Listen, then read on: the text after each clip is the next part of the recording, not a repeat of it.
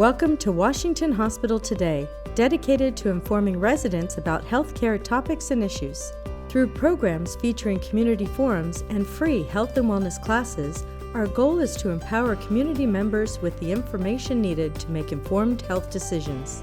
Washington Hospital has been providing healthcare to the residents of the Washington Township Healthcare District for the past 60 years.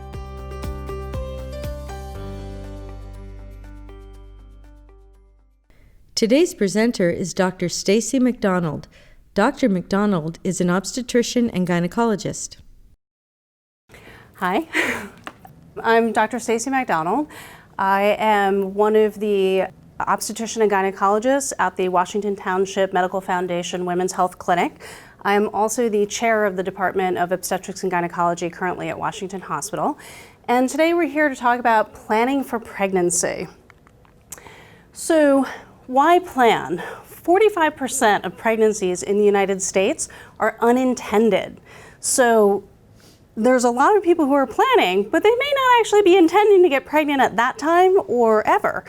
When we think of our pregnancies, there's a lot of risk factors that come along with pregnancy. And so there's many factors that contribute to a woman's health throughout her life as during her pregnancy, and even the delivery, the postpartum state. So if we can look at all of these things before a woman gets pregnant, we can optimize our outcomes, not just for mom, but for baby as well. For example, medications. There are many medications that are safe during pregnancy, but there are other medications and over-the-counter supplements that can cause serious harm or birth defects or even miscarriages. So knowing about these things in advance is actually really important. So I really love this slide. There's many different forms out there, but the really neat thing about this is it shows us how we start from this tiny little thing and we go from that all the way looking kind of like a fish and other creatures until we start looking like a baby. So the really cool thing about this is you see that developmental process, and sort of the part of it is you can see even in the first 2 weeks. So that's the I just got my positive pregnancy test time frame, where you can be exposed to something that can actually have such a serious effect that you can have a pregnancy loss. As the pregnancy progresses, we still have opportunities for major problems. Depending on when we're having those exposures, it can affect us in different areas as the baby is growing.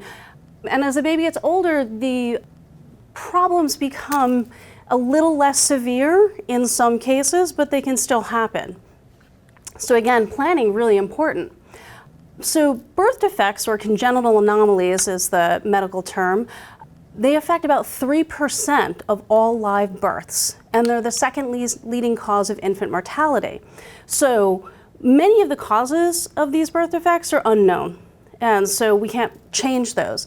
But we know that there are a lot of contributing factors to these, our genetics, our behaviors, environmental factors.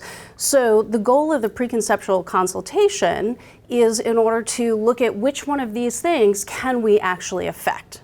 So our weight, our blood pressure, our diabetes, versus our family history or our age, things that we just have to work with. The leading cause of infant mortality is actually preterm birth. And so when you get pregnant, it's 40 weeks is to your due date, okay? 37 weeks is what we consider full term. So that's when your OB doctor and your pediatrician are really happy, okay, you got to full term if the baby delivers. Before 37 weeks is considered preterm. And depending on when that baby is born, it really can have huge, huge impacts. More than 380,000 births in the United States are preterm annually, and these children are at a much greater risk of death before their first birthday, lifelong disabilities, chronic health conditions. So if there's something that we can do to minimize these risks, we want to start that even from the beginning. Because this is really what we're looking for, healthy baby, healthy mommy. So our goals are reducing our risks, optimizing our health, addressing those things that we can, and educating about the other things. So this brings us to our reproductive life plan. Someone used this term with me. I thought it was great because we have all kinds of goals and plans in our lives, and this should actually be one of them. And so define those goals. Do you want to be pregnant? You want to be pregnant? How many do you want? How old do you want to be when you have those babies? How old do you want to be when you stop having those babies? How close do you want them together?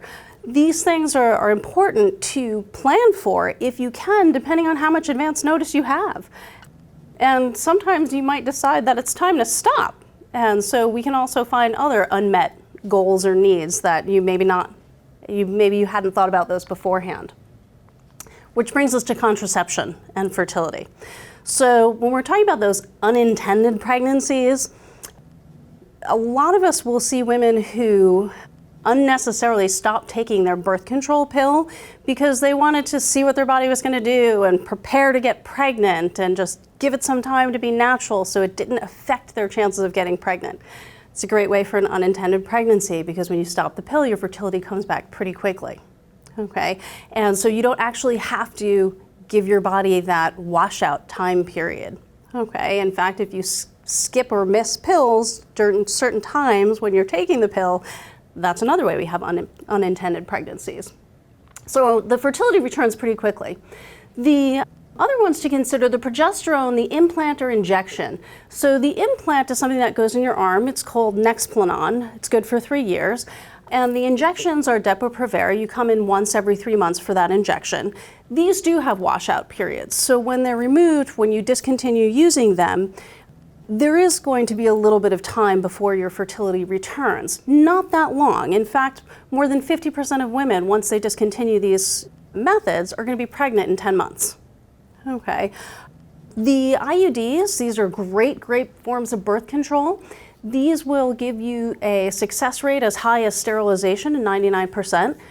The great thing about them also is that they are immediately reversible and your fertility returns very quickly. The copper IUD, there's no hormone in that one, so fertility is instant. And with the progesterone IUDs, that's the Mirena, Liletta, Skyla. With these, as soon as you remove them, your fertility returns and you can't even get pregnant within that first cycle. Okay, so great to know that you don't have to have too long advanced planning for stopping these kinds of medications when you're ready to go. Condoms, obviously, immediate fertility, and timing, you're just going to flip-flop how you do that. So instead of avoiding, you're going to try at that time. So what should we be taking? Okay, in the realm of vitamins, really the most important one, what makes a prenatal vitamin is folic acid. So with folic acid, we're recommending between 400 and 800 micrograms a day for you to take this. We know that studies have shown us that this one's actually protective against some birth defects of the spine and the brain called neural tube defects. And depending on what your history is, we actually might recommend that you take a much higher dose than this. Caffeine, one of my favorite things. Less than 200 milligrams a day, so if you limit it to 1 or 2 caffeinated beverages a day, you're probably going to be fine. We recommend starting that before pregnancy because if you're doing more than that, you might start getting headaches, and you really don't need headaches at a time when you might be nauseous. So the other thing is size matters. Okay, so when we talk about a brewed cup of coffee, I'm not talking about the big Starbucks one, I'm talking about a cup of coffee. Okay, and really no Red Bull. Just don't, no. Okay. When you're looking at the nutrition, this is pretty much common sense. We want a well-rounded diet. Okay, your fruits, your vegetables, your proteins, your healthy dairy, all of this. There's actually choosemyplate.gov. That's a great website. We eat a lot of different foods. Here in Fremont, our population is amazingly, incredibly diverse. And so what I talk to my patients about eating every day, it's very different from one woman in the room to the next. So this is really helpful because it helps figure out what you eat and where you're going to put it on your plate. Unfortunately, over here where it says grains, that's not the real yummy white stuff. Okay, those are whole grain healthy foods. So for fish is actually pretty good for us. We get our omega fatty acids from it. And for fish consumption, we're looking at 2 to 3 servings a day of these best choices. When we're looking at the choices, we're talking about the mercury content in them. So there's best choices, good choices, and choices to avoid. These are the highest in mercury, and it'll build up in you, build up in baby. So we want to minimize that exposure. When you're trying to figure out what a serving size is, if you hold up your hand and you look at the palm of your hand, that's generally a great way to cheat and get a serving size. Anybody that's kind of holding their hand out really fat like this, you're cheating. Okay, we're looking for 4 ounces. Okay. This is also another great information piece for you. And this is looking at food safety. How do we cook our foods? How do we clean up after ourselves? Again, a lot of this is common sense stuff, but some of it is go the extra step. Okay, so when we're looking at our seafood and meats, really nothing raw, nothing rare. Okay, with raw and rare fish and meats, there's increased risks of parasites and increased risks of bacteria. Yes, I've had that patient who had fish and got parasites from it. She really didn't appreciate that. Okay, so those of you who are sushi lovers, you just got to ask yourself, is it worth it? It's not that long of a time period in your life. With dairy products and cheese, so your cheeses, your milks, even your fresh juices, if they're not pasteurized, you're putting yourself at risk. Okay, again, with cheeses, especially a lot of the soft, really yummy Mexican quesos, there's a higher risk of listeria in some of these, and it's not pasteurized. So pasteurized minimizes that bacteria. Nothing eliminates everything completely, but the same thing like cooking. Your hot dogs, you need to eat hot dogs. It's not cold hot dogs, and it shouldn't be cold cuts. It should be hot deli sandwiches for the same reason. You want to cook off that bacteria. Listeria is the bacteria that we're mostly talking about, but as you can see, there's other ones, E. coli and some other fun things that we can get. Listeria is kind of a sneaky one. This is the one that you hear about every so often on fruits and vegetables too. So you really want to wash your fruits and vegetables and pay attention when you're pregnant to those announcements of what's come up Listeria positive at the time. It's sneaky because you may or may not even actually get some symptoms from it, or you might have really mild symptoms from it. And this is a bacteria that can cause birth defects and can actually cause infant death. Okay. Weight. You knew I was going to get there, that dirty word. When we look at weight in pregnancy, you are at risk if you're underweight. So if you're underweight, you can actually have issues for baby's growth not growing well enough. If you're overweight, we can have more risks. Those of us with a body mass index between 25 and 29, we're overweight. And we have a laundry list of things that can go wrong that we're at higher risk for because of our weight. So again, this is a modifiable factor. This is something that we can address before you even get pregnant. Okay. For those of us that are more than that, where our BMI is actually over 30, that's in the obese category. And the higher that number goes, the higher these risks can become. It doesn't mean you can't have a healthy pregnancy. It just means we've got risks that we should be looking at. And if there's a way that we can decrease them, that would be fantastic. Which brings us to another dirty word of exercise. So 30 minutes of moderate exercise a day, 5 days a week, that's what we should all be doing. That's maintenance. That's not weight loss. Sorry. So I want you doing that. You should be doing this before you're pregnant, when you're pregnant, and if you're somebody who loves to exercise, there's lots of really great exercise that you can do before you're pregnant that we actually recommend you continue doing during the pregnancy. So just because you're pregnant, if you come in and you say, oh, I found out I was pregnant, I stopped exercising, don't do that. We want you to keep exercising. It's really good for you. It keeps you in better shape. It makes those aches and pains a little bit less. So things that we can become exposed to. So toxins and environmental chemicals. These can decrease our fertility depending on when we're exposed during pregnancy. It can lead to infant diseases. It can lead to diseases during pregnancy. These are things like metals such as lead, synthetic chemicals, asbestos, pesticides, cat or rodent feces. So those who work with these types of substances, you want to make sure that you're using the appropriate personal protective equipment. Okay, and for some of these, you actually might need to have that equipment refit when you're pregnant since our body changes. And if it's masks and things, we want to make sure that they're actually fitting appropriately. Also important to be mindful of these kind of substances if we work with them or if your family members work with them, because they can bring them home. They can bring them home on their clothes, they can bring them home on their shoes, they walk in the house and now it's in your house, now it's on your floor. So these can really be problematic for young kids because infants and young children are on the floor a lot and they put a lot of stuff in their mouth. Smoking. So smoking, everybody always hears about cancer and smoking, but it's more than that. It can cause growth restriction problems, placental problems, premature rupture of membranes, and even preterm delivery problems, low birth weight. It increases risks for asthma and colic and childhood obesity. So unfortunately, there's nothing good about smoking.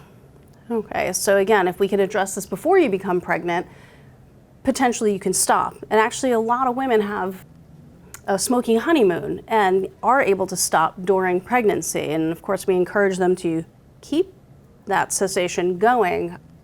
And so we'd like to try and work with them so that after the delivery they don't go back to it.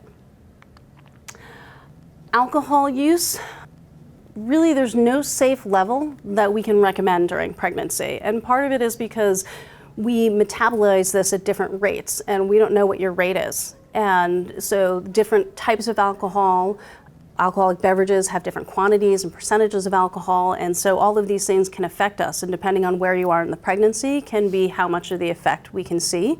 The frequency of use can have an effect, and so what we frequently hear about is the fetal alcohol spectrum, which is the most severe result that we can see.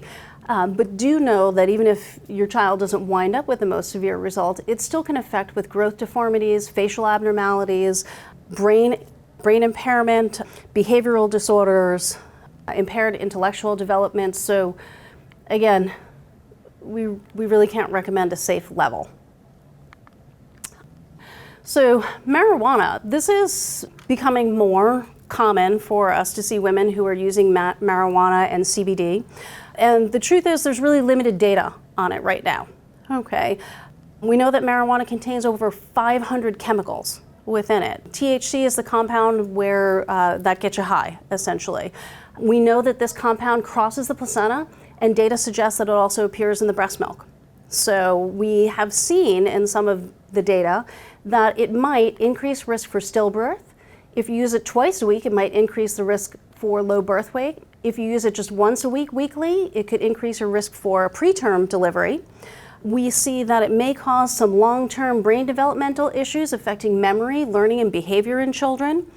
And again, because the data is limited and it's confounded because a lot of the women who are studied are also smoking, we don't have absolute numbers.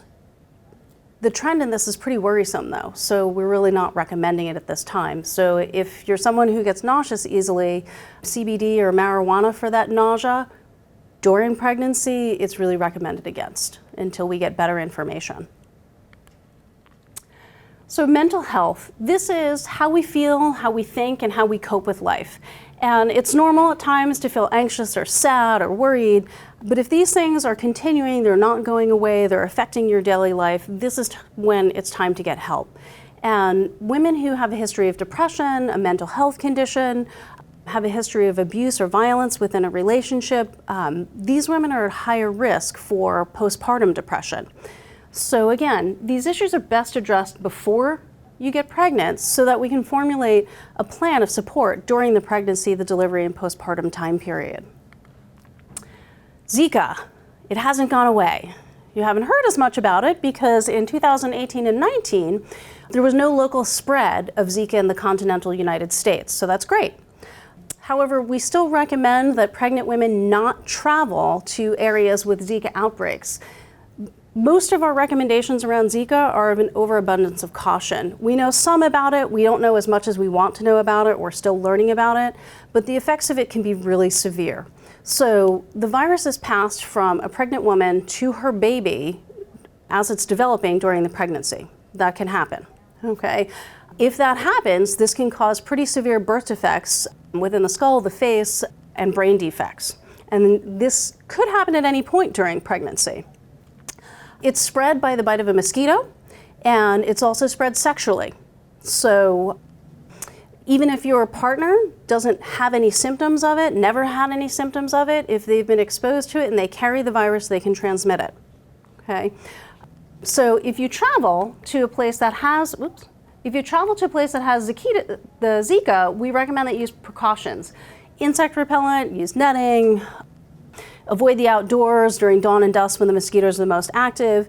And then when you come back, we'd recommend that you postpone getting pregnant. So for women, we'd recommend that you wait at least 2 months. For men, we'd recommend that you wait at least 3 months.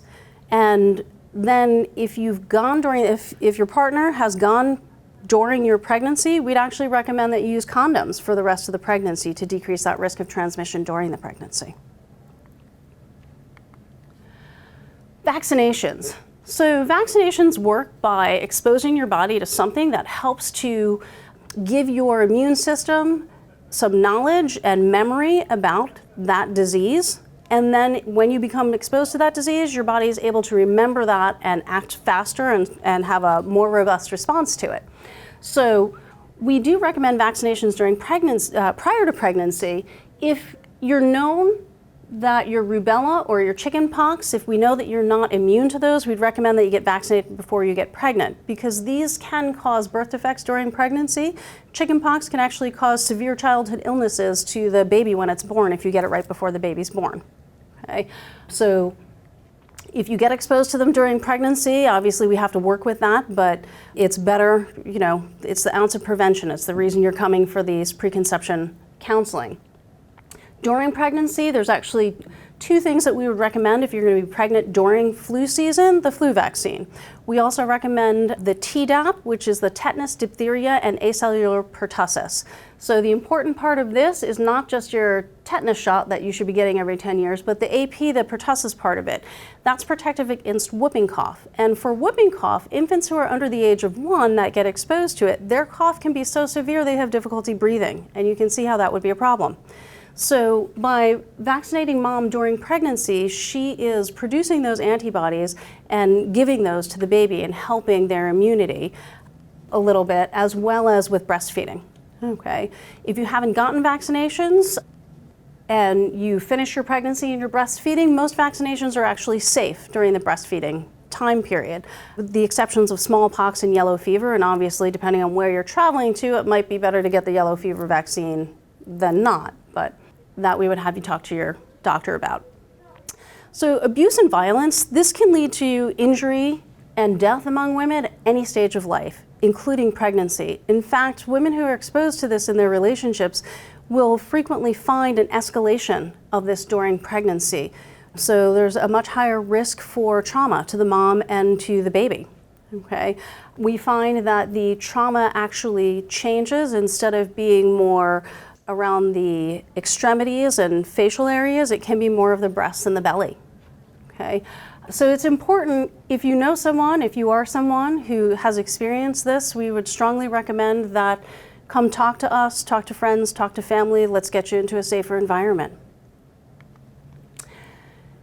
So your family history, important for you, also important for your baby, because depending on what your family history is, depends on what you can pass on to your baby. So things that we can find out about are things that we can counsel you about. So if you're thinking of getting pregnant, it's a great time to start asking about all those medical problems that nobody talks about. Things like any childhood heart conditions, anemias, thalassemias, cystic fibrosis, Down syndrome. Anything where it seems that there's a pattern in the family, we want to know about. Okay. There is preconception genetic counseling available as well for women who have family histories like this. And we can also talk about what the different genetic testing is that's available once you become pregnant. So your pregnancy history, this is actually really important. This is our best indicator of what's going to happen with the next pregnancy. Okay, so the past really gives us a huge window into the future here. And if you're someone who experienced gestational diabetes, preeclampsia, preterm delivery, pregnancy loss, any information we can get about this is an opportunity for us to modify something and potentially affect the next outcome. Because really, this is the outcome. All right, thanks for listening.